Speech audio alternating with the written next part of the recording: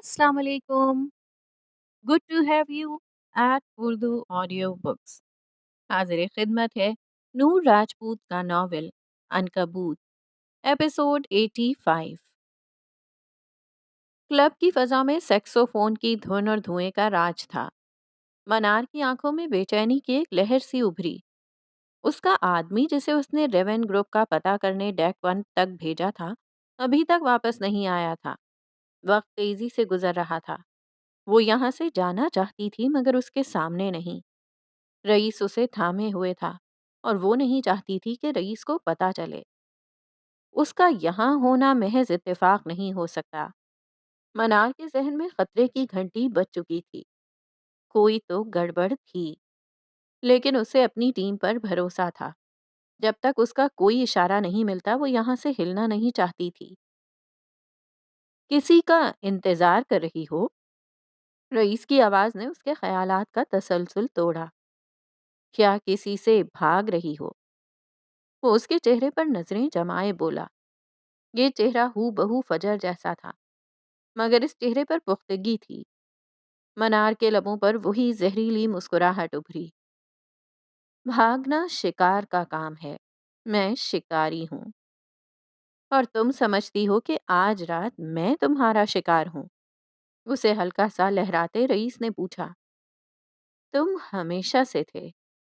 वो उसके कंधे से हाथ हटाते बोली। वो नामहसूस अंदाज में वहां से जाना चाहती थी। इतनी जल्दी क्या है?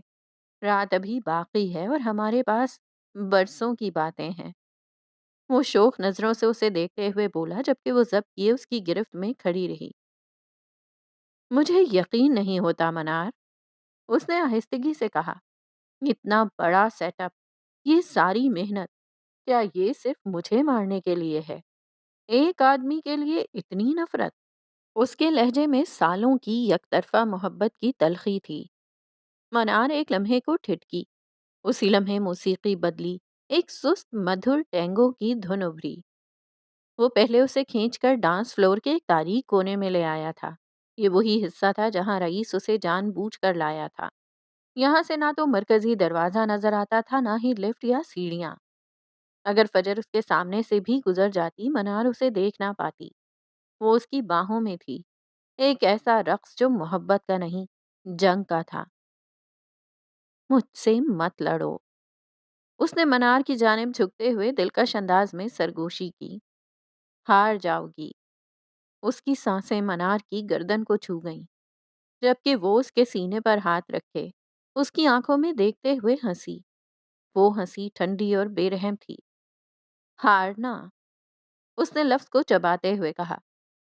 तुम्हें वाकई लगता है कि मैं हारना जानती हूँ? वो रक्स करते हुए उससे जरा पीछे हटी। तुम कुछ देखना चाहोगे रईस? उसकी आवाज अब एक सरगोशी थी। उसने रईस की ठोड़ी पर नजरें जमा कर कहा और फिर एक अदा से पीछे हुई। रईस उसे देखता रहा। न्यून लाइट्स के बीच में मनार ने अपना दायां हाथ अपने बाएं हाथ की कलाई पर रखा। रईस उसे देख रहा था और अगले ही लम्हे वो साकित रह गया। क्लिक, एक धीमी मेकान की आवाज आई। मनार अपने दाएं हाथ से अपना बायां हाथ उखाड़ चुकी थी। वो हाथ जो कलाई से नीचे तक था, अब उसके दाएं हाथ में था। एक मसनूई हू बहू असली दिखने वाला हाथ। उसका बायां बाजू अब सिर्फ कलाई तक था। रईस के चेहरे का रंग उड़ गया। उसका दिल जैसे धड़कना भूल गया। मनार ने रईस के उड़ते हुए रंगों को देखा और अगले पल वो मुस्कुराती हुई उसकी जानिब बढ़ी।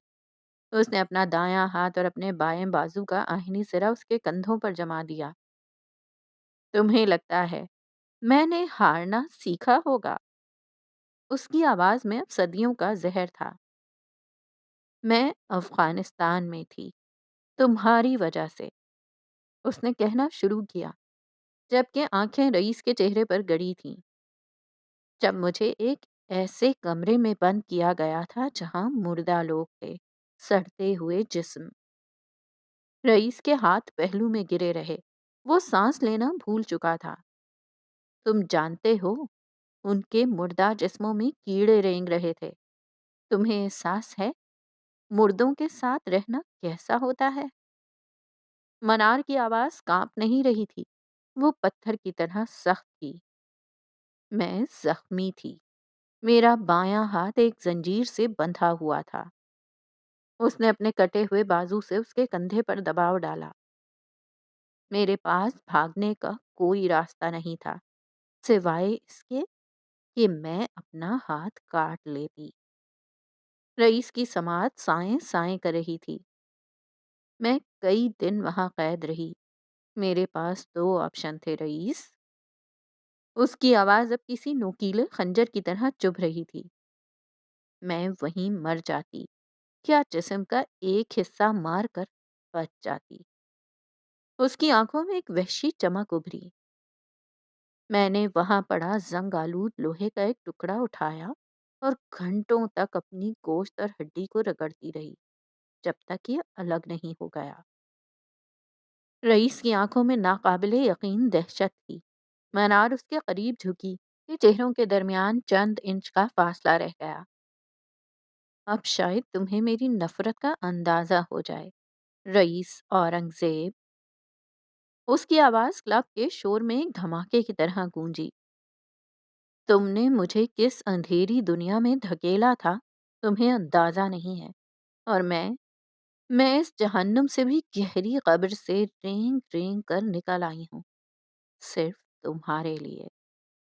وہ پیچھے ہٹی، اپنا مصنوعی ہاتھ اٹھایا اور اسے واپس اپنے بازو پر نصب کیا۔ کلک۔ اور اب اس نے اپنی آستین ٹھیک کرتے ہوئے کہا، میرا انتظار ختم ہونے کو ہے۔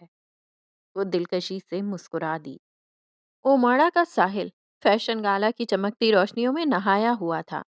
دسمبر کی یخنی میں بھی ماحول پرجوش تھا۔ فیشن شو اپنے عروج پر تھا، ایک ایسا لمحہ جس کا انتظار اس شام کے ہر مہمان کو تھا۔ اناؤنسر مراد کی آواز مائک پر گونجی، جس میں پیشہ ورانہ جوش کے ساتھ ایک مخفی مسکراہٹ بھی شامل تھی۔ خواتین و حضرات، اب وہ لمحہ جس کے لیے ہم سب بے تاب تھے، کوئن گالا کا اختتام، ایک ایسا شاہکار جو ڈیزائن اور سسپنس کا امتزاج ہے۔ میوزک نے اچانک ایک ڈرامائی موڑ لیا، ہلکا سست مگر دل کو جکڑ لینے والا ٹینگو اب ایک تیز دھمکی آمیز الیکٹرانک بیٹ میں بدل چکا تھا۔ اسٹیج کی تمام تیز روشنیاں مدھم پڑ گئیں اور صرف مرکری نیلا رنگ ابھرا جو کسی خفیہ مشن کی فضا پیدا کر رہا تھا۔ ساحل کی ریت پر بنائے گئے رن وے کے آخری سرے سے دھوئیں کے بادل چھٹے اور پھر وہ نمودار ہوئی۔ ماڈل کا ہر قدم ایک شاہکار تھا۔ اس کے چہرے پر سرد منجمد تاثرات تھے، جیسے کوئی پتھر کا مجسمہ حرکت میں آ گیا ہو، لیکن سب کی نظریں اس کے لباس پر تھیں۔ Shadow queen. یہ صرف ایک لباس نہیں، فجر کا سگنیچر شاہکار تھا۔ عنکبوت کی تھیم کا عروج۔ کاسٹیوم کا بنیادی ڈھانچہ سیاہ اور گہرے سرمئی ریشم کے جالوں سے بنا ہوا تھا۔ اس ریشم پر مکڑی کے جالے جیسی بنت تھی جو باریک سفید کرسٹل سے سجی تھی۔ یوں لگ رہا تھا جیسے شبنم کے قطرے سیاہ ریشم پر جم گئے ہوں۔ کندھوں اور گردن کے گرد اونچے ڈرامائی کالر تھے جو کسی ملکہ کی ہیبت ظاہر کرتے تھے۔ لیکن سب سے نمایاں چیز وہ تھی جو ماڈل نے اپنے سر پر سجا رکھی تھی، ہیٹ۔ ایک چوڑی کنارے والی اونچی سیاہ فلٹ کی ہیٹ جس پر کوئی عام سجاوٹ نہیں تھی بلکہ چاندی کے رنگ کی ایک بڑی خوفناک مکڑی بنائی گئی تھی، جس کے 8 پاؤں مکڑی کے جالے کی طرح ہیٹ کے کنارے سے نیچے لٹک رہے تھے۔ اس کے جالے کا کچھ حصہ چہرے کے ماسک کا کام کر رہا تھا جو ماڈل کی آنکھوں کو چھپا رہا تھا۔ جب ماڈل آخری پوائنٹ پر پہنچی، اس نے دھیما مگر جان لیوا چکر لیا۔ مرکری نیلی روشنی جب سفید کرسٹل کے جالے پر پڑی تو وہ ہزاروں چمکتی آنکھوں کا وہم پیدا کرنے لگا، ایسے جیسے مکڑی کا جال خود زندہ ہو کر چمک رہا ہو۔ ماڈل کے قدموں کی ٹھک ٹھک موسیقی کی بیٹ پر ایک سیکنڈ کے لیے رکی۔ وہ لمحہ ساکت تھا۔ ساحل کی ہوا اس کے لمبے چمکدار لباس کو چھو کر سرسرا رہی تھی۔ مراد کی آواز دھیمی ہوئی، ایک گہری وارننگ کی طرح۔ عنکبوت کا جال بچھ چکا ہے اور آج رات کوئن کی حکمرانی ہوگی۔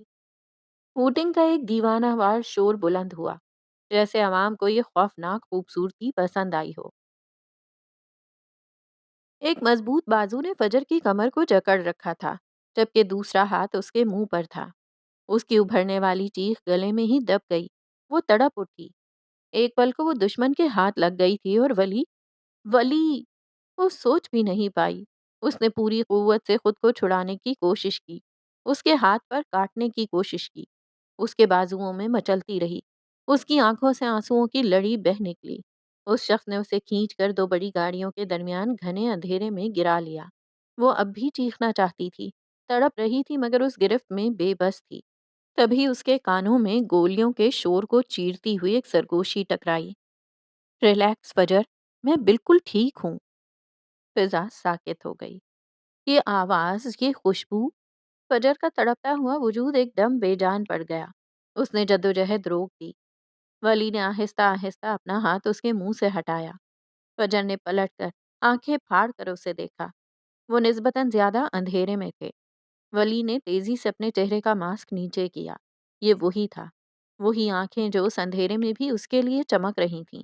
وہ زندہ تھا، وہ اس کے سامنے تھا۔ وہ کئی لمحے بے یقینی سے اسے دیکھتی رہی۔ اس کا دماغ ابھی تک اس منظر کو قبول نہیں کر پا رہا تھا جو اس نے چند لمحے پہلے دیکھا تھا۔ اور پھر جیسے ہی حقیقت نے اس کے وجود میں سرایت کی، وہ تڑپ کر اس سے لپٹ گئی۔ یہ کوئی عام گلے ملنا نہیں تھا، یہ موت کے منہ سے واپسی تھی۔ وہ خوف سے کانپ رہی تھی۔ اس کی آنکھوں سے آنسوؤں کا سیلاب بہہ رہا تھا جو اس کے منار بنے چہرے کے میک اپ کو تباہ کر رہا تھا۔ اس کے ناخن ولی کی جیکٹ میں گڑ گئے تھے، جیسے وہ یقین کرنا چاہتی ہو کہ وہ واقعی یہاں تھا۔ ریلیکس، میں ٹھیک ہوں۔ اس نے فجر کی پیٹھ مسلتے ہوئے اس کے کندھے پر اپنے لب رکھے۔ شش، سب ٹھیک ہے۔ وہ اسے ریلیکس کر رہا تھا، حالانکہ گولیوں کی آوازیں اب بھی قریب تھیں۔ میں نے دیکھا، میں نے تمہیں، وہ گولیاں۔ اس کی آواز گھٹ رہی تھی۔ ولی، میں نے سوچا میں نے تمہیں کھو دیا۔ وہ اس سے الگ ہوئی، اس کے چہرے کو اپنے کانپتے ہاتھوں میں تھاپا۔ میں یہ جنگ ہار جاتی مجھے پرواہ نہیں تھی، میں سب کچھ ہارنے کو تیار تھی، مگر تمہیں نہیں۔ میں وہ ٹوٹے پھوٹے الفاظ میں اپنی دہشت بیان کر رہی تھی۔ ولی نے اس کے آنسوؤں کو اپنی انگلیوں سے پوچھا۔ اس کی آنکھوں میں گہرا سکون اور محبت تھی۔ فجر، میری طرف دیکھو۔ اس نے نرمی سے اس کا چہرہ اوپر کیا۔ میں نے کہا تھا نا، دنیا کا کوئی شخص، کوئی حادثہ ہمیں الگ نہیں کر سکتا۔ اس نے فجر کے ہاتھوں کو تھامتے ہوئے دبایا۔ وہ منار کا آدمی تھا جو میری پوزیشن پر آ گیا تھا۔ پھٹ، ایک اور گولی ان کے قریب گاڑی سے ٹکرائی۔ اس نے فوراً فجر کو نیچے جھکایا۔ وقت کم ہے، ہمیں یہاں سے نکلنا ہوگا۔ منار کی ٹیم کے باقی لوگ تمہیں ڈھونڈ رہے ہیں، وہ اب بھی تمہیں ملکہ سمجھ رہے ہیں۔ اس نے فجر کا ہاتھ مضبوطی سے تھاما۔ میرے پیچھے رہنا، سر جھکا کر۔ وہ اسے دو گاڑیوں کی اوٹ سے گزارتا ریت پر بھاگتا ہوا اپنی گاڑی تک لایا جو کچھ فاصلے پر اندھیرے میں چھپی کھڑی تھی۔ فائرنگ اب بھی جاری تھی۔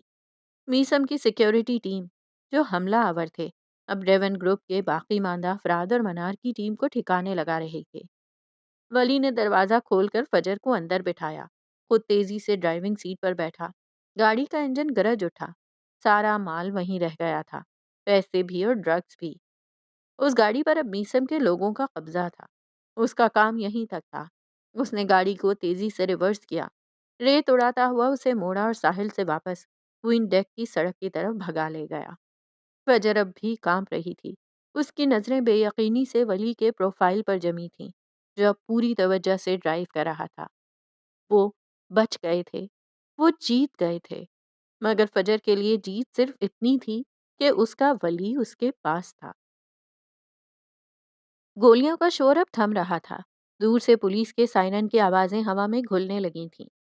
منار کے دو آدمی جو اس افراتفری میں بچ کر ایک کنٹینر کے پیچھے گاڑی میں چھپ گئے تھے، انہوں نے فجر کو ولی کے ساتھ گاڑی میں بیٹھتے دیکھا۔ ملکہ ایک تیزی سے دروازہ کھول کر باہر نکلنے لگا، یہ سوچ کر کہ ملکہ کو مدد کی ضرورت ہوگی۔ دوسرے نے اسے بازو سے پکڑ کر سختی سے پیچھے کھینچا۔ وہ ملکہ نہیں ہے، اس کی آواز میں سرد سی حقیقت تھی۔ کیا مطلب؟ جس طرح اس نے اس آدمی کو تھاما تھا وہ خوفزدہ تھی۔ ملکہ کبھی خوفزدہ نہیں ہوتی۔ وہ تقریباً سمجھ چکا تھا کہ جو اس وقت جا رہی تھی وہ ان کی ملکہ نہیں، کوئی بہروپیہ تھی۔ تو پھر ملکہ کہاں ہیں؟ شاید کوئن ڈیک، جہاں ہم انہیں چھوڑ کر آئے تھے۔ انہوں نے اپنی گاڑی سٹارٹ کی اور کوئن ڈیک کی طرف موڑی۔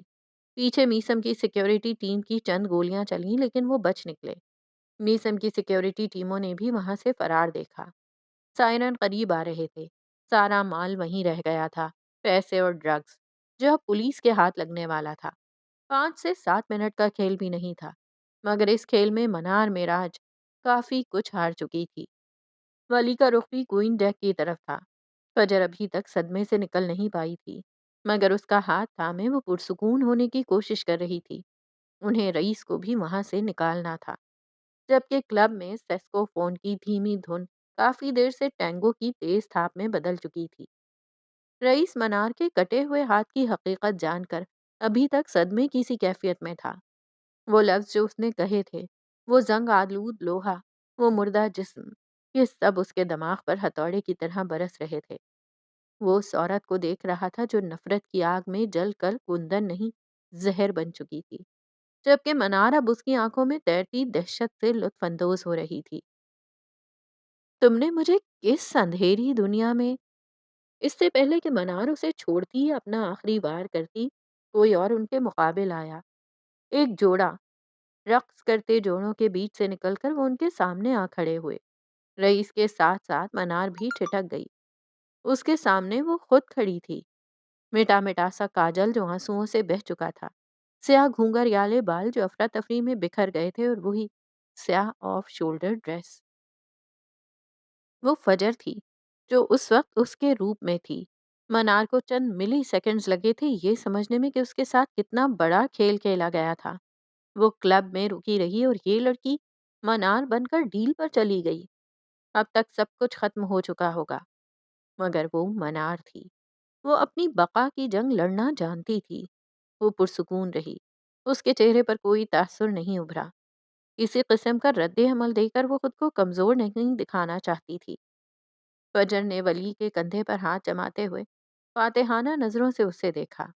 اس کی نگاہوں میں واضح پیغام تھا، نقصان کا بدلہ نقصان۔ اس کھیل میں اسے منار نے گھسیٹا تھا، اور آج اتنی بڑی شکست سے دوچار کر کے اس نے اپنا بدلہ لے لیا تھا۔ رئیس نے ان دونوں کو دیکھ کر گہری سانس لی۔ اس کے کندھوں سے سارا بوجھ ہٹ گیا۔ اس کے مہرے چال چل آئے تھے۔ ٹینگو کی موسیقی بلند ہوئی۔ دو جوڑوں کو فلور پر اس طرح کھڑے دیکھ کر مزید جوڑے ان کے قریب آ کر رقص کرنے لگے۔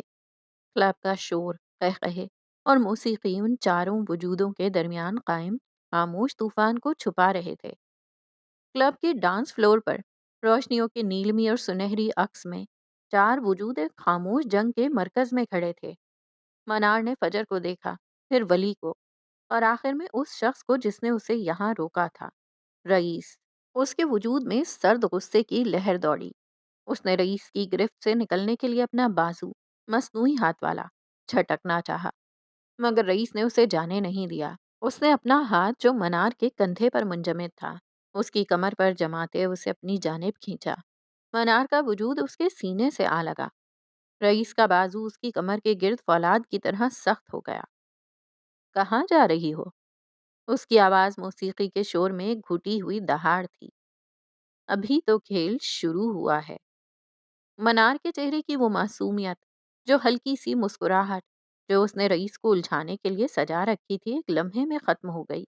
اس کی جگہ ایک بھیانک برفیلے سرد پن نے لے لی۔ اس کے ہونٹ بھینچ گئے اور اس کی آنکھیں جو فجر سے مشابہت رکھتی تھیں، اب صرف نفرت اگل رہی تھیں۔ اس نے مجبوراً رقص میں رئیس کا ساتھ دیا۔ یہ رقص نہیں تھا، یہ طاقت کا مظاہرہ تھا۔ تمہیں لگتا ہے تم کوئی چھوٹا موٹا کھیل کھیل کر مجھے ہرا دو گے؟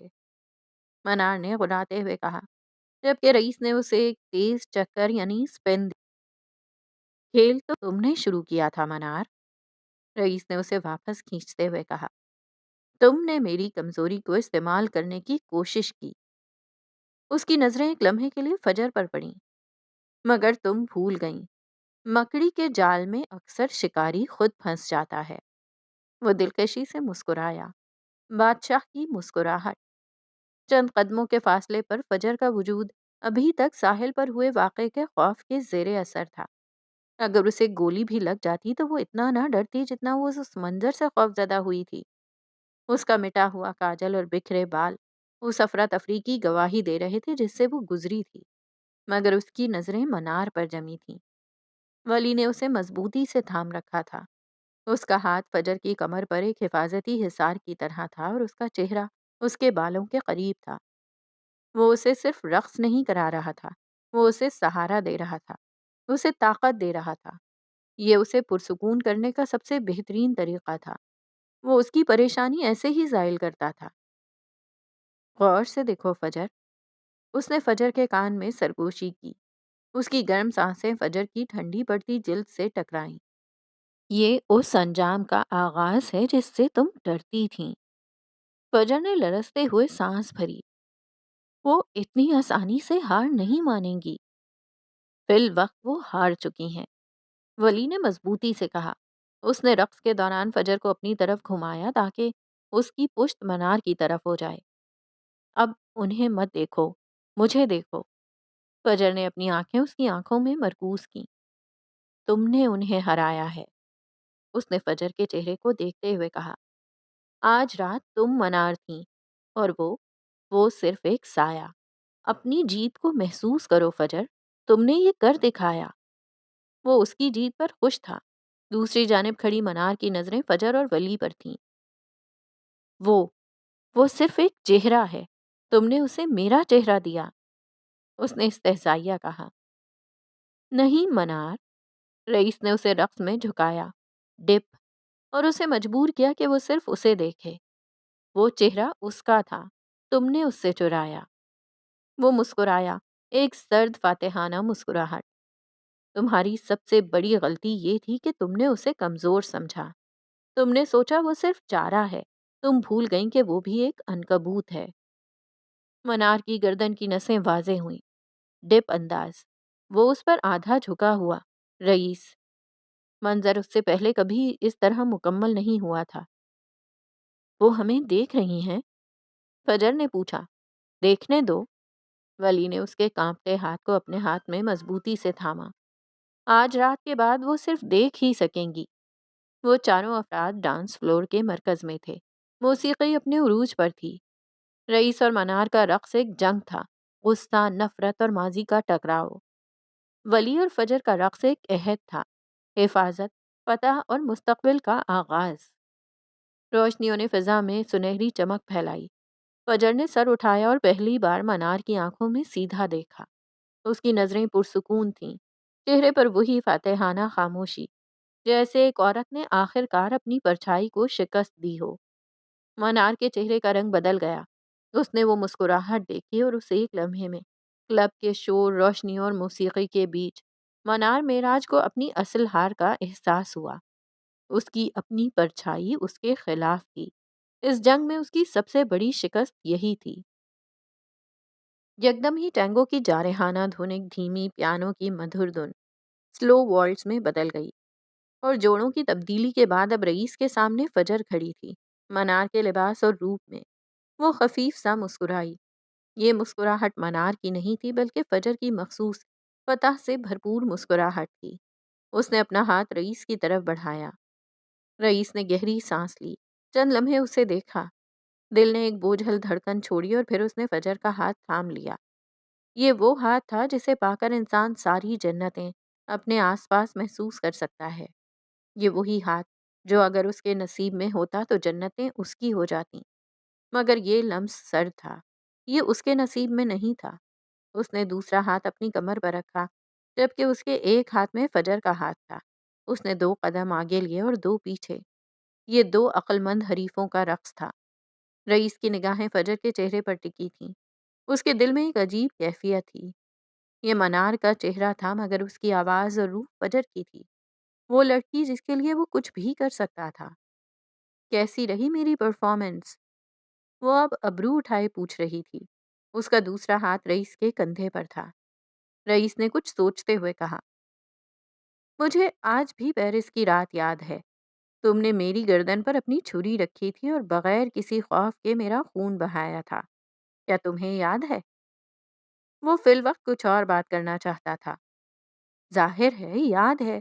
اس سے پہلے میں نے کبھی کسی انسان کو اتنے قریب سے زخمی نہیں کیا تھا۔ گردن غرور سے اٹھی ہوئی تھی۔ اس نے رقص میں رئیس کا ساتھ دیا جبکہ آنکھیں چمک رہی تھیں۔ کبھی سوچا نہیں تھا کہ میں اس شخص کے ساتھ وہ جنگیں جیت جاؤں گی جس نے مجھے 14 سال کی عمر میں لڑنا سکھایا تھا۔ یہ واقعہ رئیس کے لیے زخمی یاد سے کم نہ تھا۔ اس نے آہستہ سے فجر کو گھمایا۔ اس کے ہونٹ بھینچے ہوئے تھے۔ تو تم سب جانتی تھیں، شروع سے۔ تم جانتی تھیں کہ میں کون ہوں۔ میں جانتی تھی کہ میں آپ کا سب سے پہلا، سب سے خوبصورت اور سب سے مہنگا شاگرد ہوں۔ سمجھ نہیں آیا تھا اسکینر نے اپنے مینٹور کو اہمیت دی تھی یا خود کو۔ البتہ رئیس کے اندر کا تناؤ بڑھ گیا۔ وہ محض فیشن یا انتقام نہیں تھا، وہ ایک شاگرد کا اپنے استاد کے خلاف کھڑا ہونا تھا۔ تو پھر تمہارا رویہ میرے ساتھ شروع سے اتنا نفرت آمیز کیوں ہوتا تھا؟ اس کا لہجہ شدید تھا، وہ غصہ، وہ تلخی۔ اگر تم شروع سے سب جانتی تھیں تو اس نفرت کی کیا ضرورت تھی؟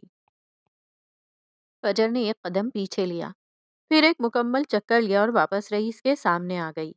اس نے اپنی آنکھیں اس کی آنکھوں میں گاڑ دیں۔ کیونکہ آپ مجھے بھول گئے تھے رئیس اورنگزیب صاحب۔ اس کے لہجے میں غصہ نہیں، پرانی چوٹ کا درد تھا۔ مجھے غصہ تھا۔ آپ نے مجھے ایک اجنبی کی طرح دیکھا، ایک معمولی انسان کی طرح۔ آپ کو یاد بھی نہیں تھا کہ کوئی 14 سالہ بچی آپ کے اصول کس قدر اپنا چکی تھی۔ میں نے آپ کا انتظار کیا سالوں کہ آپ مجھے بچانے آئیں گے، مگر آپ نہیں آئے۔ آپ جیسے مجھ سے بات کرتے تھے میں ویسے ہی کرتی تھی۔ آپ نے مجھے کیا سکھایا تھا؟ دشمن کو اسی کے لہجے میں جواب دو اور حساب ہمیشہ برابر رکھو۔ تمہیں میرے اصولوں پر اتنا نہیں چلنا چاہیے تھا، تمہیں ایسا نہیں بننا چاہیے تھا۔ رئیس نے اسے دیکھتے ہوئے دھیرے سے اعتراف کیا، مگر اس اعتراف میں فخر نہیں، خوف تھا۔ آپ ہی نے بنایا ہے۔ فجر نے اس پر تھوڑا سا جھک کر کہا، اور آپ نے اپنا ہی نقصان کر لیا، کیونکہ میں وہ نہیں ہوں جو چیزیں بھول جائے۔ حساب ہمیشہ برابر۔ اس بار وہ خاموش رہا، بس اسے دیکھ رہا تھا۔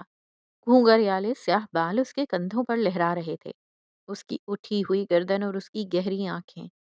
وہ اسے دیکھ رہا تھا مگر اس کے دماغ میں کچھ اور چل رہا تھا۔ اس کے دل کی دھڑکن کانوں تک سنائی دیتی تھی۔ یہ اس نے کیا بنایا تھا؟ یہ لڑکی، یہ اس کا سب سے بڑا شاہکار تھی اور سب سے بڑا زہر بھی۔ یہ وہ تھی جس میں وہ منار کو ہمیشہ ڈھونڈتا رہا، طاقت، ذہانت اور ایک ایسی روح جو کسی کے سامنے نہ جھکے۔ وہ اس سے محبت نہیں کرتی، وہ اس کی پیروی کرتی تھی، اور آج اس نے تختہ الٹ دیا تھا۔ ایک گہری سانس لیتے ہوئے رئیس نے تلخ مسکراہٹ کے ساتھ رقص میں آخری قدم اٹھایا۔ تو پھر بتاؤ، اس رات میرا خون بہانے کے بعد آج تم اس روپ میں میرے سامنے کھڑی ہو، کیوں؟ کیونکہ میں ایک فاتح ہوں، اس نے سادہ مگر پر اعتماد لہجے میں کہا۔ اور فاتح کا کام صرف جیتنا نہیں ہوتا، وہ اپنے استاد کو شکست کا آخری سبق دیتا ہے۔ کلب میں رقص کا ماحول تھا مگر ولی اور منار کے درمیان کوئی رومانوی یا روایتی رقص ممکن نہیں تھا۔ ایک بیٹی کا شوہر اور اس کی ماں، جو اب ان کی سب سے بڑی دشمن تھی، کے درمیان رقص صرف ایک خاموش جنگ ہی ہو سکتا تھا۔ پیانو کی دھیمی دھن کے ساتھ ہی ولی اور منار نے ایک انداز اختیار کیا۔ دونوں نے ایک دوسرے سے مناسب فاصلہ رکھا، اپنے ہاتھ اپنی اپنی کمر پر باندھے اور ایک سست نفسیاتی دائرے میں ایک دوسرے کے گرد گھومنا شروع کر دیا۔ یہ ایک رقص نہیں، شطرنج کی بساط پر چلتی چالیں تھیں، جہاں ہر حرکت کا مطلب تھا۔ منار کا چہرہ مکمل طور پر پتھر کا بن چکا تھا، کوئی جذبہ نہیں، صرف شکست کی تلخی۔ اس نے دائرے میں گھومتے ہوئے سرد چپتی آواز میں کہا، تمہیں کیا لگتا ہے ولیم جوزف؟ وہ اس کا پورا نام لے رہی تھی، گویا اسے اس کی حقیقت یاد دلا رہی ہو۔ کیا تم ایک رات میں ایک چھوٹی سی چال سے میرے برسوں کے جال کو توڑ سکتے ہو؟ ولی نے سکون سے دائرے میں اس کا سامنا کیا۔ اس کی آنکھوں میں گہرا اعتماد تھا۔ عنکبوت ہمیشہ اس بھرم میں جیتا ہے کہ اس کا گھر سب سے مضبوط ہے۔ منار نے حقارت سے لب بھینچے، دائرے میں ایک قدم آگے بڑھایا۔ تم اسے کب تک بچاؤ گے؟ وہ میرا ہی حصہ ہے، تم لوگ مل کر بھی مجھ سے نہیں جیت سکتے، یہ کہانی میں نے لکھی ہے۔ وہ مسکرایا مگر اس کی آنکھوں میں کوئی نرمی نہیں تھی۔ آپ نے صرف پہلا باب لکھا تھا اور وہ باب نفرت، خوف اور دھوکے کا تھا۔ وہ بھی دائرے میں ایک قدم آگے بڑھا۔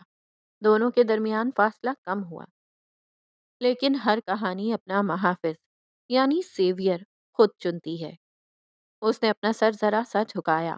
اس کی آواز میں گہری سنجیدگی تھی۔ اور اس کہانی کا محافظ میں ہوں، ولیم جوزف۔ اور یہ الفاظ منار کو مزید دبا گئے مگر وہ مسکرائی۔ تمہارا غرور تمہیں لے ڈوبے گا۔ میری اگلی چال تمہیں تمہاری سب سے کمزور جگہ پر لگے گی۔ اس نے فجر کی طرف دیکھتے ہوئے کہا، فجر میری کمزوری نہیں ہے، وہ میری سب سے بڑی طاقت ہے۔ اس نے دائرے کو توڑا اور منار کے سامنے آ کر رک گیا۔ اور اگر آپ نے کوشش کی تو پھر آپ میری دوسری کمزوری دیکھیں گی، وہ جو کسی بھی قیمت پر اپنی محبت کی حفاظت کرنا ہے۔ منار کے پاس کوئی جواب نہیں تھا۔ وہ کئی بار جیت چکی تھی مگر اسے ایسا لگ رہا تھا جیسے اس نے سب کچھ ہار دیا ہے۔ اس کی آنکھوں میں اب سرد غصے کے ساتھ ایک نئی منصوبہ بندی کا تاثر تھا۔ افسوس صاحب کا نقصان ناقابل فراموش ہے، یہ کہہ کر وہ پلٹا اور فجر کی طرف بڑھا۔ کلب میں اب بھی رقص جاری تھا۔ رئیس اور فجر جو اب بھی قریب ہی کھڑے تھے منار اور اس کی گفتگو کو دیکھ رہے تھے۔ آواز ان تک نہیں آئی تھی مگر وہ سب سمجھ چکے تھے۔ وہ فجر کے سامنے آیا اور اپنا بازو اس کی طرف بڑھایا۔ فجر نے مسکراتے ہوئے اس کا بازو تھام لیا۔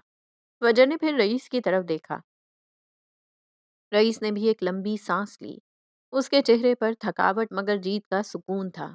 وہ بھی کچھ سمجھے ہوئے آگے بڑھا اور فجر نے اس کا دوسرا بازو بھی تھام لیا۔ اب منظر بدل گیا۔ وہ ڈانس فلور سے نکل رہے تھے۔ درمیان میں فجر چل رہی تھی۔ اس کے دائیں بائیں اس کے دو محافظ تھے، ولی اس کا شوہر اور محافظ، رئیس اس کا استاد اور ساتھی۔ ولی کے چہرے پر گہرا عزم اور فخر تھا، رئیس کے چہرے پر سکون، ایک مشکل فرض کی ادائیگی کا احساس تھا۔ یہ تینوں ایک فاتحانہ خاموش جلوس کی شکل میں کلب سے نکل رہے تھے۔ وہ کسی کو دیکھتے نہیں تھے، صرف اپنے مقصد کی طرف۔ فجر نے دروازے کی طرف بڑھتے ہوئے آخری بار پلٹ کر منار پر ایک فاتحانہ نظر ڈالی۔ اس کی نظر میں کوئی غصہ نہیں، کوئی نفرت نہیں، صرف حساب برابر کرنے کا مکمل اطمینان تھا۔ اس کی آنکھیں چیخ چیخ کر کہتی تھیں، آپ کو مجھے اس جنگ میں نہیں گھسیٹنا چاہیے تھا مدر۔ منار کے لب بھینچ گئے۔ اس کی آنکھیں شعلہ اگل رہی تھیں۔ وہ اکیلی کھڑی تھی، شکست خوردہ مگر غیر متزلزل۔ وہ تینوں کلب کا دروازہ عبور کر گئے۔ ڈرگز ڈیل کینسل ہو چکی تھی، منار کو شکست ہو چکی تھی اور عنکبوت کا جال واپس الٹ چکا تھا۔ کلب کا دروازہ بند ہوا اور کہانی کا یہ صفحہ پلٹ دیا گیا۔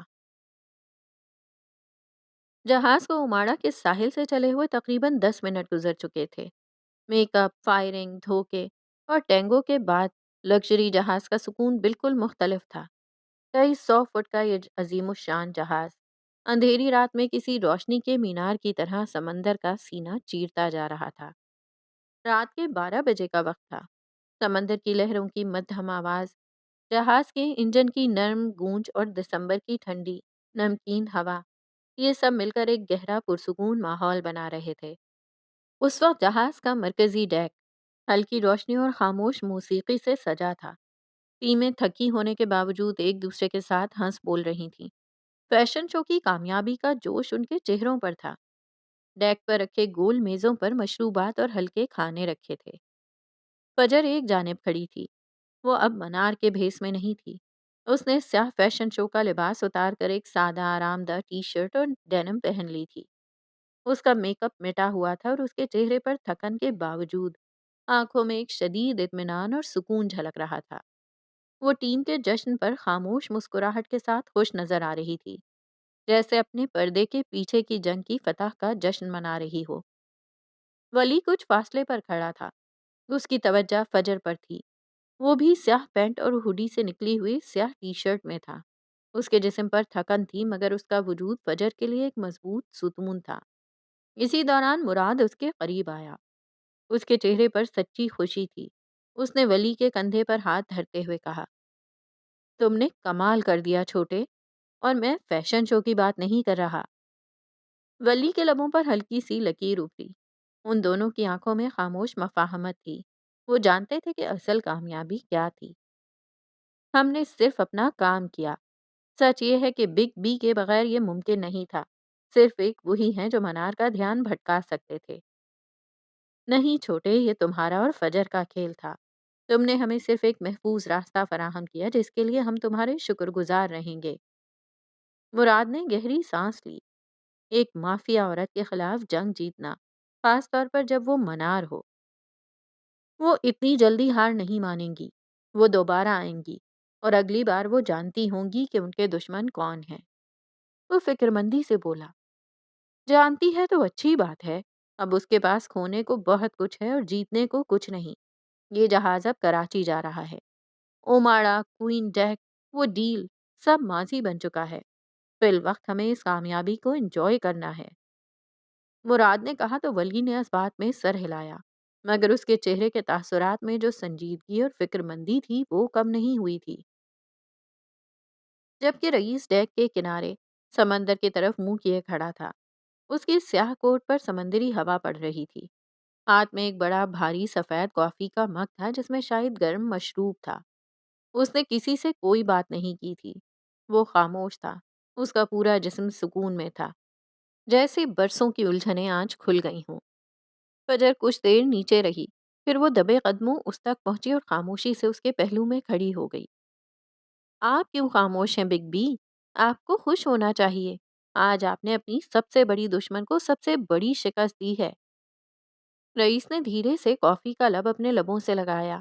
اس نے سمندر کی طرف دیکھتے ہوئے تقریباً سرگوشی میں جواب دیا، میں نے دشمن کو شکست دی، مگر اس کے ساتھ ہی میں نے آج اپنا ایک وہمی جنون بھی ہمیشہ کے لیے مار ڈالا ہے۔ اس نے مڑ کر فجر کی طرف دیکھا۔ آنکھوں میں گہری چمک تھی۔ وہ چمک جیت کی نہیں، سچ کی تھی۔ آج تم منار کے روپ میں میرے سامنے کھڑی تھیں، اور وہ تمہارے، مگر میں نے اس کے اندر وہ کچھ دیکھا جو تم میں نہیں ہے، اس کی نفرت۔ اور آج مجھے پہلی بار یقین ہوا کہ گلٹ سے بڑا کوئی دکھ نہیں۔ اس نے ہلکی سی مسکراہٹ کے ساتھ فجر کا چہرہ دیکھا۔ تم نے میرا حساب برابر کر دیا۔ اس کے چہرے پر ایک مان تھا۔ اس مان سے فجر کو بہت کم لوگ دیکھتے تھے۔ وہ مسکرا بھی نہ پائی۔ ہم محفوظ ہیں۔ جہاز کراچی کی طرف گامزن ہے۔ تم اور ولی محفوظ ہو، یہی کافی ہے۔ اس نے رخ واپس سمندر کی طرف موڑ لیا، جبکہ فجر کی پیشانی پر الجھنوں کی لکیر ابھری۔ کبھی کبھی اس شخص کو اسکین کرنا، اس کے اندر کے جذبات جاننا بہت مشکل ہو جاتا تھا۔ وہ باتوں کو گھمانے کا فن جانتا تھا۔ سمندر کی لہریں جہاز سے ٹکرا رہی تھیں اور ایک دھندلی سی چادر ان کے گرد پھیلی ہوئی تھی۔ کلب کا شور نیچے کہیں دب چکا تھا۔ یہاں شیشے کی دیواروں سے اوماڑا کا سیاہ سمندر اور دور جاتی اس جہاز کی روشنی نظر آ رہی تھی جو اب محض ایک نقطہ تھی۔ کمرے میں موت جیسی خاموشی تھی۔ صرف ایک آواز تھی، ایک شخص کے رونے اور گڑ گڑانے کی۔ وہ آدمی جسے ولی نے بے ہوش کیا تھا اب ہوش میں تھا۔ اس کا چہرہ سوجا ہوا تھا اور وہ فرش پر منار کے قدموں میں پڑا تھا۔ ملکہ، معاف کر دیں، خدا کے لیے۔ وہ جانتا تھا کہ وہ کس سے رحم مانگ رہا تھا۔ وہ جانتا تھا کہ ملکہ معاف نہیں کرتی۔ منار وہیں کھڑی تھی، کھڑکی کے قریب سمندر کو تکتی ہوئی۔ وہ ابھی اسی حلیے میں تھی، قیمتی لباس جو اس کے وجود سے چپکا ہوا تھا، ریشمی سیاہ بال جو اب بھی اس کی کمر پر بکھرے ہوئے تھے۔ اس کا چہرہ مکمل طور پر سرد و سپاٹ تھا، جیسے سنگ مرمر سے تراشا گیا ہو، لیکن آنکھوں میں شعلے جل رہے تھے۔ ٹیم کے باقی دو افراد جو ساحل سے بچ نکلے تھے، دیوار کے ساتھ سر جھکائے کھڑے تھے، اتنے خوفزدہ کہ سانس لینے کی آواز بھی جرم لگ رہی تھی۔ پھر وہ دھیرے سے مڑی۔ اس کے قدموں کی آہٹ نہیں ہوئی۔ وہ جیسے ہوا پر تیرتی ہوئی اس شخص کے قریب آئی جو فرش پر پڑا تھا۔ وہ شخص کانپ رہا تھا۔ ملکہ، کسی نے پیچھے سے وار کیا۔ میں میں بے ہوش ہو گیا، مجھے اندازہ نہیں ہوا۔ منار اس کے عین اوپر آ کر رکی۔ اس نے نیچے جھک کر اس شخص کی ٹھوڑی کو اپنے ناخنوں سے پکڑا اور اس کا چہرہ اوپر اٹھایا۔ اس کی آنکھیں جل رہی تھیں۔ اندازہ! اس کی آواز کسی سرگوشی سے زیادہ نہیں تھی، مگر اس سرگوشی نے کمرے کا درجہ حرارت مزید گرا دیا۔ تمہیں اندازہ نہیں ہوا کہ تمہاری ایک غلطی میری برسوں کی محنت پر پانی پھیر دے گی۔ اس نے ٹھوڑی چھوڑ دی۔ تمہیں اندازہ نہیں ہوا کہ تمہاری وجہ سے آج میں ان کے سامنے مذاق بن گئی۔ وہ شخص تڑپ اٹھا۔ نہیں ملکہ، نہیں، میں آپ کا وفادار ہوں۔ اس نے اپنا ہاتھ آگے بڑھایا، کوشش کی کہ اس کی ہیل کو چھو سکے، رحم کی بھیک مانگ سکے۔ مجھے مار دیں بس۔ منار نے اس کے پھیلے ہوئے ہاتھ کو دیکھا۔ اس کے چہرے پر کوئی تاثر نہیں بدلا۔ پہلے بھی ایک بار وہ شخص فجر کو منار سمجھنے کی غلطی کر چکا تھا۔ مرنا بہت آسان ہے۔ اس نے اپنا دایاں پاؤں اٹھایا، وہ تیز نوکیلی سٹلیٹو ہیل جو اس کے لباس کا حصہ تھی، اور اس نے وہ ہیل اس شخص کے فرش پر پھیلے ہوئے ہاتھ پر رکھ دی۔ کڑک! ہڈی ٹوٹنے کی ایک بھیانک آواز ابھری۔ اس شخص کی چیخ اس کے گلے میں ہی گھٹ گئی۔ اس کی آنکھیں دہشت سے ابل پڑیں۔ اس نے ایک لمحے کے لیے اپنا پورا وزن اس کے ہاتھ پر ڈالا۔ اس کی آنکھوں میں کوئی رحم نہیں تھا، صرف خالص بے رحم غصہ تھا۔ پھر جیسے کچھ ہوا ہی نہ ہو، اس نے اپنی ہیل اس کے ہاتھ سے رگڑتے ہوئے ہٹائی اور آگے بڑھ گئی۔ وہ آدمی فرش پر اپنے کچلے ہوئے ہاتھ کو پکڑے کراہ رہا تھا، جبکہ منار چلتی ہوئی دروازے تک گئی۔ اس نے مڑ کر باقی دو افراد کو دیکھا جو خوف سے دیوار سے چپکے ہوئے تھے۔ اسے میری نظروں سے دور لے جاؤ۔ اس کی آواز اب سپاٹ تھی۔ اور تم دونوں، اس نے ان پر نظریں گاڑ دیں، تم نے انہیں جاتے دیکھا، تم نے میری ہمشکل کو دیکھا، اور تم نے اسے روکا نہیں۔ ملکہ، وہ وہ بنا کچھ سنے کمرے سے باہر نکل گئی، پیچھے صرف ٹوٹی ہوئی ہڈیوں کی تکلیف اور موت کی دہشت چھوڑ گئی۔ نیچے مین ڈیک پر فیشن شو کی کامیابی کا جشن مدھم پڑ چکا تھا۔ صرف موسیقی کی ہلکی سی گونج ہوا کے ساتھ اوپر آ رہی تھی۔ یہاں عرشے کے اس آخری سرے پر صرف خاموشی، سمندر اور وہ دونوں تھے، اور جہاز پوری رفتار سے کراچی کی جانب رواں تھا۔ دسمبر کی رات اپنے عروج پر تھی۔ ولی نے ایک موٹی سیاہ ونڈ بریکر جیکٹ پہن رکھی تھی، جس کا کالر اس نے اونچا کیا ہوا تھا۔ فجر نے خود کو ایک گرم کشمیری شال میں مکمل طور پر چھپا رکھا تھا۔ اس کا چہرہ بمشکل نظر آ رہا تھا۔ ولی عرشے کی ریلنگ کے پاس کھڑا تھا۔ اس کا ایک بازو فجر کی کمر کے گرد مضبوطی سے پھیلا ہوا تھا، اسے سردی اور دنیا دونوں سے بچاتے ہوئے اپنے ساتھ لگائے ہوئے۔ فجر کا سر اس کے کندھے پر ٹکا تھا۔ وہ دونوں خاموشی سے اس لامحدود اندھیرے کو دیکھ رہے تھے، جو آج ان کا دوست لگ رہا تھا۔ خوفناک تھا نا؟ فجر نے بالآخر خاموشی توڑی۔ اس کی آواز ہوا میں تقریباً ایک سرگوشی تھی۔ وہ گولیوں کی آواز اور وہ شخص جو گرا۔ ولی نے اس کے گرد حصار مزید مضبوط کیا۔ سب ختم ہو گیا فجر، ہم جیت گئے ہیں، ہم جیت گئے۔ فجر نے یہ الفاظ دہرائے، جیسے خود کو یقین دلا رہی ہو۔ وہ چند لمحے خاموش رہی، پھر بولی، آج رات مجھے بگ بی کے لیے برا لگا۔ ولی مسکرایا۔ بگ بی کو ترس کی ضرورت نہیں، انہیں آج وہ مل گیا جو وہ ہمیشہ سے چاہتے تھے، شاید سچائی۔ فجر نے سمجھتے ہوئے اس بات میں سر ہلایا۔ چند پلوں کی خاموشی چھا گئی۔ فجر اس کی جیکٹ کی گرمی محسوس کر رہی تھی۔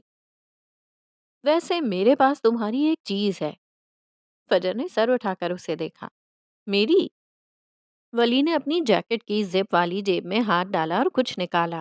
اس نے اپنی ہتھیلی فجر کے سامنے کر دی۔ فجر کی آنکھوں میں شناسائی سی پھیل گئی۔ اس کی ہتھیلی پر ایک نازک سا بریسلیٹ پڑا تھا، چاندی کی باریک زنجیر اور ایک چھوٹا سا شیشے کا لاکٹ، اور اس لاکٹ کے اندر چاول کا ایک دانہ تھا جس پر فجر لکھا چمک رہا تھا۔ فجر نے اسے پہچانتے ہوئے ہاتھ سے اسے چھوا۔ یہ یہ تو یہ تو میرا بریسلیٹ ہے۔ یہ 4 سال پہلے گاڑی میں گر گیا تھا، جب تم تازہ تازہ نکاح کر کے مجھے کھری کھری سنا کر گئی تھی۔ اس نے فجر کا جملہ مکمل کیا۔ فجر نے چونک کر اسے دیکھا۔ وہ مسکرایا۔ اس کی آنکھوں میں ماضی کی یادیں تھیں۔ فجر کو وہ دن یاد آ گیا۔ وہ غصہ، وہ تلخی، وہ بے اختیار ہنسی۔ اور تم نے اٹھا لیا تھا؟ ہاں، بس ایسے ہی۔ ولی نے کندھے اچکائے، جیسے یہ کوئی بڑی بات نہ ہو۔ یہ بریسلیٹ تھا، اسے اب پتہ چلا تھا۔ وہ تو اسے لاکٹ سمجھ رہا تھا۔ اور سنبھال کر رکھا۔ اس کی آواز میں حیرت اور ایک نئی گہری اپنائیت تھی۔ ولی نے ایک لمحے کے لیے سمندر کو دیکھا۔ کئی بار دل کیا پھینکنے کا، مگر اس نے بات ادھوری چھوڑ دی۔ فجر سمجھ گئی۔ مگر تم پھینک نہیں سکے۔ وہ اسے پرشوق نظروں سے دیکھ رہی تھی۔ یہ شخص جو اتنا لاپرواہ سا تھا، اس نے 4 سال تک اس کی ایک نشانی سنبھالے رکھی۔ تمہیں پتہ ہے؟ فجر نے اس کی آنکھوں میں جھانکتے ہوئے پوچھا۔ مجھے تم میں سب سے زیادہ اچھا کیا لگتا ہے؟ کیا؟ وہ فوراً متوجہ ہوا۔ اس کی آنکھوں میں تجسس تھا۔ فجر نے اپنی مسکراہٹ دبانے کی کوشش کی۔ تمہاری یہ کلگیتی اردو۔ یہ سنتے ہی ولی کو صدمہ لگ گیا۔ اس کا اسکاٹش لہجہ جب اردو کے الفاظ ادا کرتا تھا تو اس میں واقعی ایک عجیب سی مٹھاس اور تھوڑی پٹھانوں جیسی سختی آ جاتی تھی۔ تم میرا مذاق اڑا رہی ہو؟ اس کے چہرے کا رنگ بدلا۔ نہیں تو؟ فجر نے بمشکل اپنی مسکراہٹ ضبط کی۔ یہ تو سراسر لینگویج شیمنگ ہے۔ وہ مصنوعی خفا ہوا، اسکاٹش لہجے میں کہتے ہوئے۔ فجر اس بار ہنسی ضبط نہ کر پائی۔ اس کا قہقہا ٹھنڈی ہوا میں گونج اٹھا اور چہرہ سرخ پڑ چکا تھا۔ ولی اسے خفگی سے گھورتا رہا۔ پھر اس کے ہونٹوں پر بھی مسکراہٹ آ گئی۔ اس نے بریسلیٹ اٹھایا اور خود فجر کی کلائی پر باندھ دیا۔ یہ تم پر زیادہ اچھا لگتا ہے میری گاڑی کے ڈیش بورڈ سے، اس نے آہستگی سے کہا۔ فجر نے اپنی کلائی پر اس بریسلیٹ کو دیکھا جو اب اس کے پاس واپس آ گیا تھا، بالکل ولیم جوزف کی طرح جو اسے چھوڑ کر گیا تھا۔ اس نے اپنا سر واپس اس کے کندھے پر رکھ دیا۔ اس کی ہنسی اب ایک پرسکون مسکراہٹ میں بدل چکی تھی۔ وعدہ کرو؟ فجر نے سرگوشی کی۔ کیا؟ تم اردو بولنا کبھی نہیں چھوڑو گے؟ وہ ہنس دیا۔ صرف اس لیے کہ تم میرا مذاق اڑا سکو؟ نہیں۔ فجر نے اس کی جیکٹ کو مضبوطی سے تھاما۔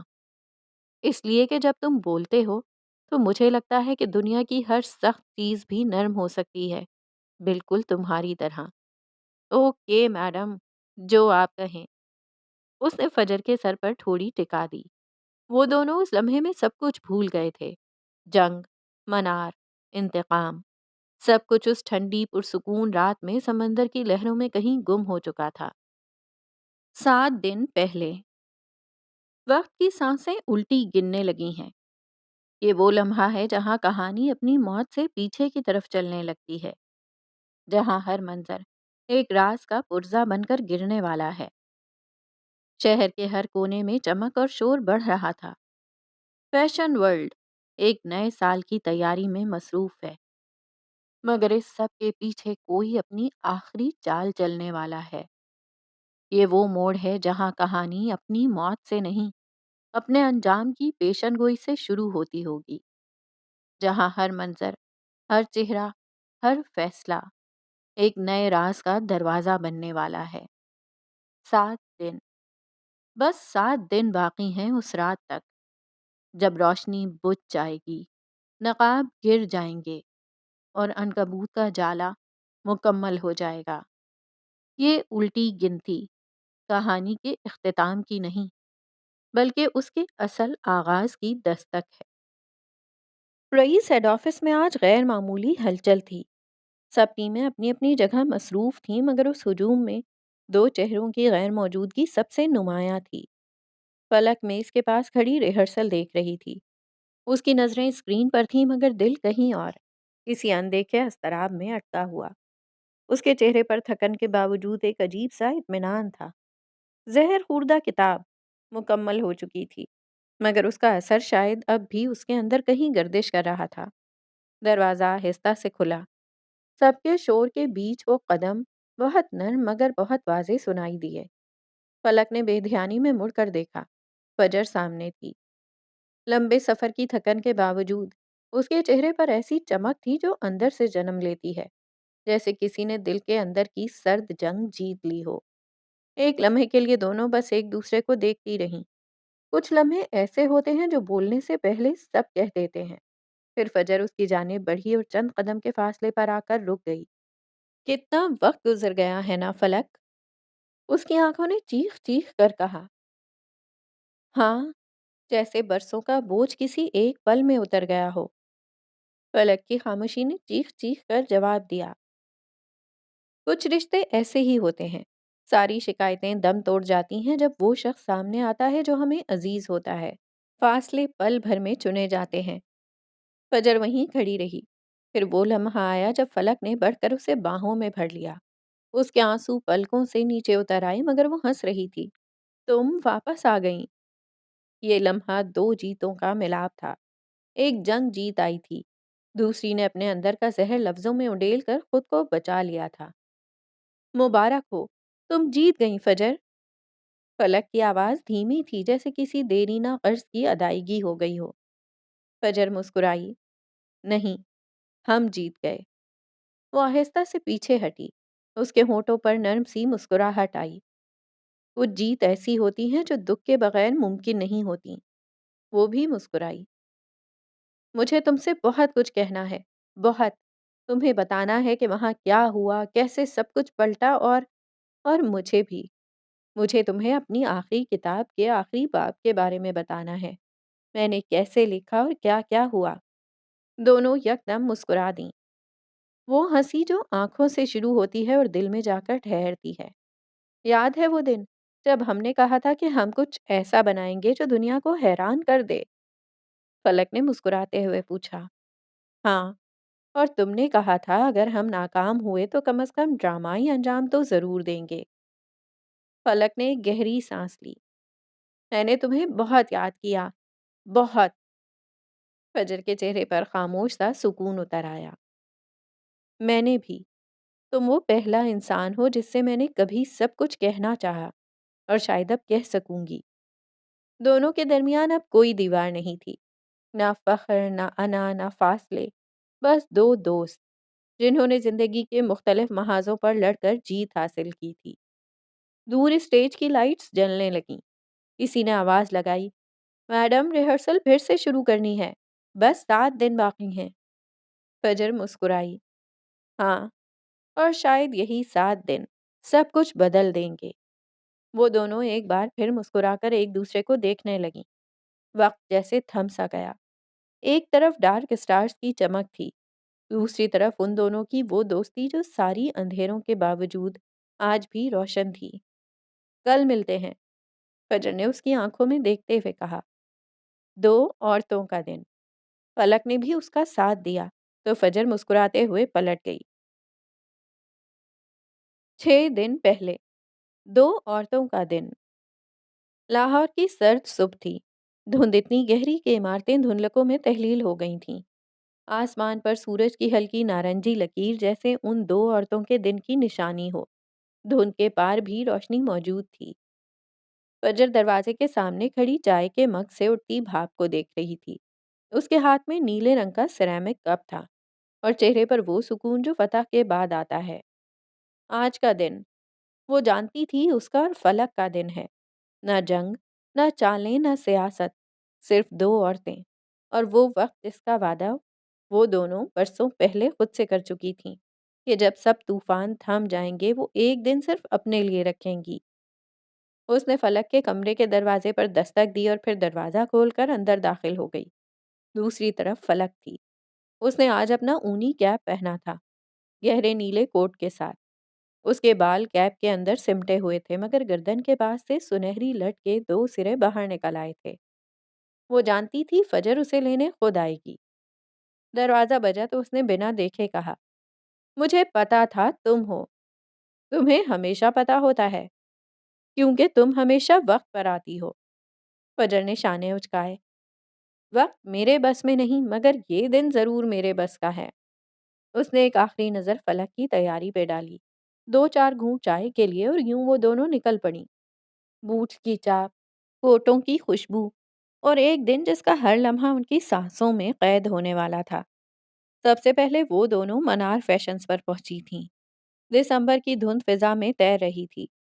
سڑکوں کے کنارے درختوں کے پتے चांदी की तरह चमक रहे थे और सांसों से उठता भाप का धुआं फिजा में तहलील हो रहा था। फजर ने अपने ऊनी कोट का कॉलर ठीक किया। सियाह चमड़े के बूट, बालों का ऊंचा जूड़ा और गहरे बरगंडी रंग की लिपस्टिक। पलक के लिबास में सादगी थी मगर एक अलग ही शान। नीले रंग का लॉन्ग कोट, स्याह ऊनी कैप और हल्की गुलाबी लिपस्टिक। एक लम्हे को लगता था जैसे दोनों एक ही अक्स की दो परतें हों, मुख्तलिफ मगर मुकम्मल। दरवाजे के सामने पहुंचकर फजर लम्हा भर को रुक गई। उसने गर्दन उठाकर उस इमारत को देखा जिसमें उसका खून पसीना शामिल था। उसे याद आया वो दिन जब ये जलकर राख हो रही थी। सब माजी का धुआं है फजर, अब सिर्फ चमक रह गई है। अंदर दाखिल होते हुए खुशबुओं, रोशनियों और रंगों ने उसका इस्तकबाल किया। मार्बल के फर्श पर उनके बूट्स की आवाज़ गूंजी। कमरे में कारकुन भाग दौड़ में मसरूफ थे। लाइट्स फिक्स हो रही थीं, गाउन टांगे जा रहे थे, डिज़ाइनर्स अपने काम में मसरूफ थे। सफदर ने खुशदिली से उनका इस्तकबाल किया। ओमाड़ा फैशन शो के बाद फजर एक बार फिर लाइमलाइट में आ गई थी। ये देखो, सफदर ने एक गाउन की जानिब इशारा किया। ये राख कलेक्शन का पहला ड्रेस है। वो लम्हा जब औरत खुद को दोबारा बुनती है। फलक ने कपड़े पर हाथ फेरा। ये सिर्फ कपड़ा नहीं, ये तुम लोगों की जबान है। और तुम्हारी किताब, वो जहर खूरदा परी, क्या तुम्हें लगता है लोग समझ पाएंगे? फजर ने सीने पर हाथ बांधते आंखें छोटी किए पूछा। मैं चाहती नहीं कि वो समझें, मैं चाहती हूँ कि वो महसूस करें, जैसे मैंने लिखते वक्त किया था। दोनों की आंखें एक लम्हे के लिए मिलीं। ये वो नज़र थी जो बरसों के फासले मिटा देती है। पलक के होठों पर नर्म तबस्सुम था। तुम्हें पता है फजर, तुम अब वैसी नहीं रही। कैसी? उसने हैरत से पूछा। वो जो तन्हा थी, जो हर चीज से लड़ती थी, अब तुम किसी के साथ हो, मेरे साथ। हाँ, शायद यही उनका नया जन्म था। उन्होंने काफी वक्त वहां गुजारा और फिर दोपहर के वक्त धुंध जरा छटी तो धूप ने अपना लम्स जमीन पर फैलाया। वो दोनों गुलबर्ग के एक नए मॉल में आईं। पलक ने एक हैट उठाई और आईने के सामने पहनकर बोली, ये देखो, मैं अब नवीसा से ज्यादा स्टाइलिश लग रही हूं ना? हाँ, अब सिर्फ कलम के बजाय तुम्हें रैंप पर चलना चाहिए। फिर तुम डिजाइन करोगी मेरी ड्रेस। डील। डील। फजर मुस्कुरा दी। वो आईनों के बीच रोशनियों के नीचे चलती रहीं। एक दुकान में खुशबुएं आजमाईं, दूसरी में रंगीन कोट्स। कभी फजर ने फलक के बाल ठीक किए और कभी फलक ने फजर के गाल पर लिपस्टिक का निशान साफ किया। हम दोनों का मिजाज कितना मुख्तलिफ है, फिर भी जब साथ होते हैं सब ठीक लगता है। कैसे? फजर ने अचंभे से पूछा। ये दोस्ती नहीं, तवाजुन है। तुम आग हो, मैं हवा हूँ। तुम जलने लगोगी तो मैं बह जाऊंगी। उनकी हंसी जैसे मॉल के शीशों पर ठहर गई। लोग उन्हें देखते रहे। दो औरतें जो किसी की बीवी की हैसियत नहीं, किसी के मातहत नहीं, बल्कि खुद अपनी कहानी की मरकजी किरदार थीं। कुछ देर बाद वो कैफे में चली आईं। गर्म कॉफी, ब्राउन शुगर और पेस्ट्री के छोटे टुकड़े। पलक ने पेस्ट्री का टुकड़ा उठाते इत्तला दी। मैं सोचती हूँ जब सहर खुर्दा परी छपेगी तो मैं खुशी से चीखूंगी। जब कॉपियां मेरे हाथ में आए तो शायद मैं रो पड़ूंगी। क्योंकि वो किताब तुम्हारा दिल है। मैंने देखा है लोग उसे पसंद कर रहे हैं। तुमने जादू तख्लीक किया है। शायद औरत का जादू ही यही है कि वो रोकर भी तख्लीक करती है। फलक धीमा सा मुस्कुराई। वैसे तुम्हारी जहर खुर्दा परी औरत के हवाले से साल की सबसे बोल्ड किताब है। तुम्हारे साथ मिलकर मैं दुनिया बदलने की कोशिश कर रही हूँ। औरतों की जंग सिर्फ उस वक्त खत्म होती है जब वो एक दूसरे के साथ खड़ी होती हैं। फजर ने संजीदगी से जवाब दिया। और हम अब साथ हैं, बगैर किसी अना, बगैर किसी खौफ के। और और मैंने अगली किताब का नाम रख लिया है।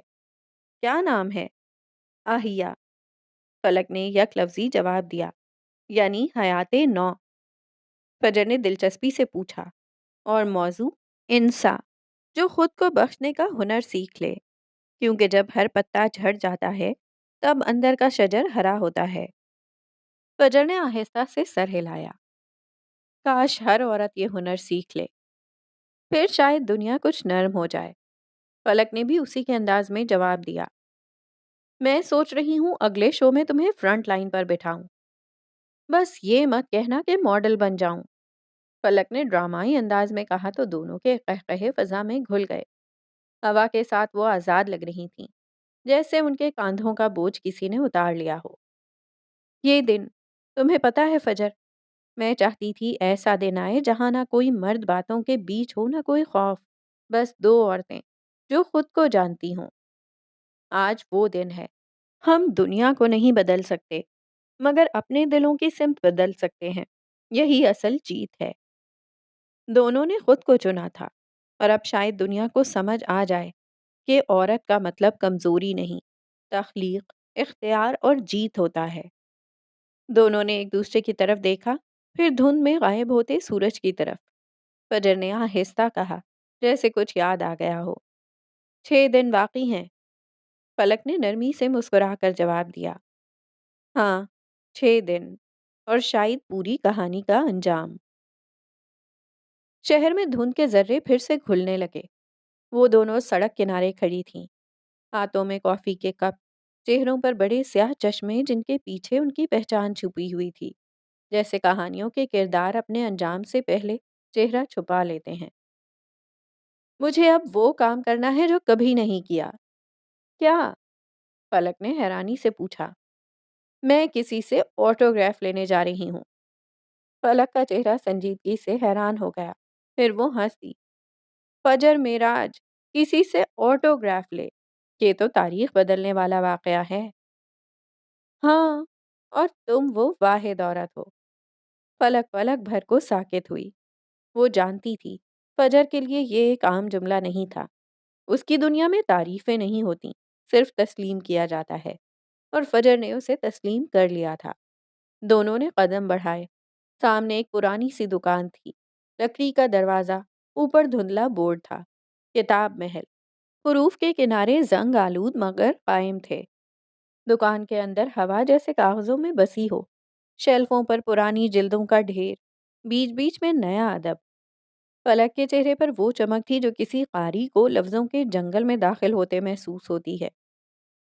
یہ جگہ کتنی پرانی لگتی ہے، جیسے وقت نے یہاں پناہ لی ہو۔ فجر نے تحیر سے کہا، یہی تو اصل محبت ہے، وقت کو تھام لینا، اور کتابیں یہ ہنر رکھتی ہیں۔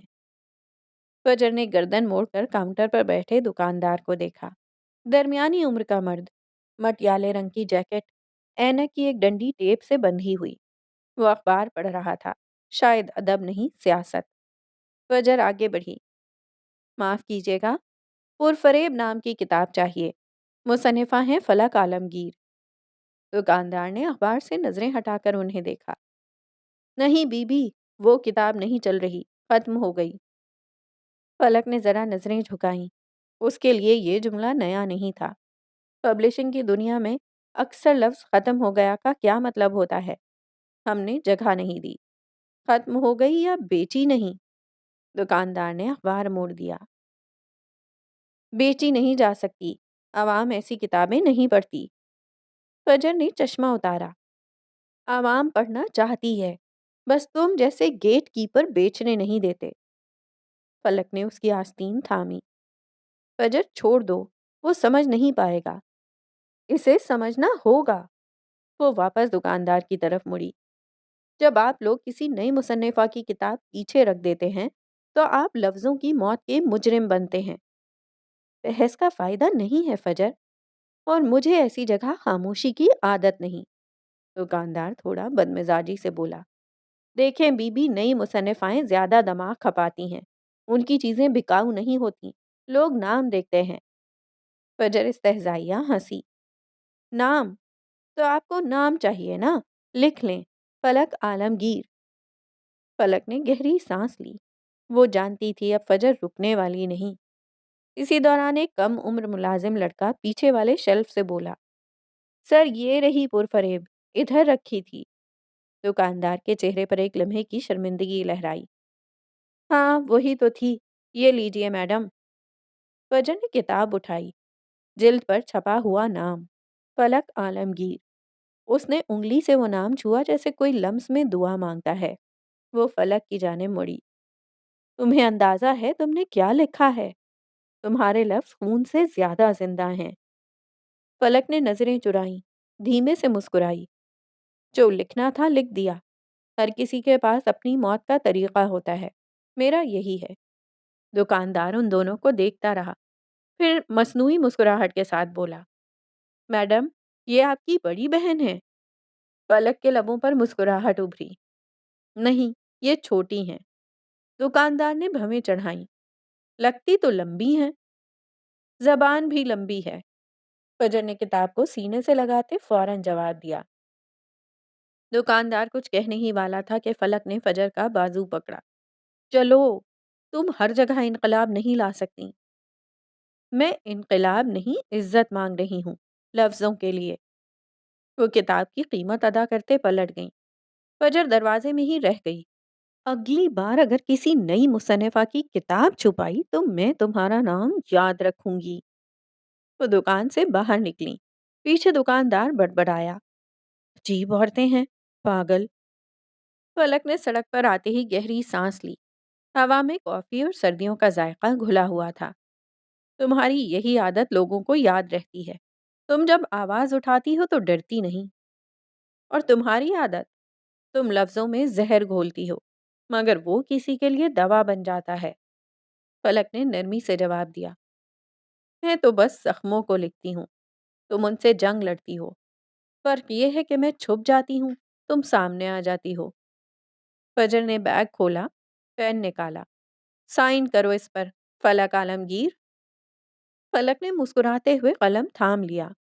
ایسے کون آٹوگراف مانگتا ہے محترمہ؟ پھر کتاب کھول کر پہلے صفحے پر لکھا، لفظ کبھی نہیں مرتے، بس پڑھنے والے بدل جاتے ہیں، فلک عالمگیر۔ اس کی ہر کتاب کا انتصاب یہی تھا، محبت کے نام۔ فجر نے صفحے کو دیکھا، یوں جیسے کوئی تاج چھو رہا ہو، پھر آہستہ سے بولی، یہ آٹوگراف نہیں، تمہاری بقا کی مہر ہے۔ فلک بس مسکرا دی، اور تم میری پہلی آٹوگراف ہو۔ اب جب کبھی لفظوں سے محبت کم لگے گی، میں یہ نکال کر پڑھوں گی۔ دونوں چل پڑیں۔ کتاب اب فجر کے ہاتھ میں تھی۔ فلک کے دل میں ایک سکون تھا اور لاہور کی سرد فضا میں دو عورتوں کے قدموں کی چاپ سنائی دیتی تھی جو لفظوں سے زیادہ گہری تھی۔ ان کے قدموں کے نیچے گرے پتوں کی چرچراہٹ جیسے اعلان کر رہی تھی، اور جب کبھی جنگ یاد آئے گی، میں تمہیں یاد کروں گی۔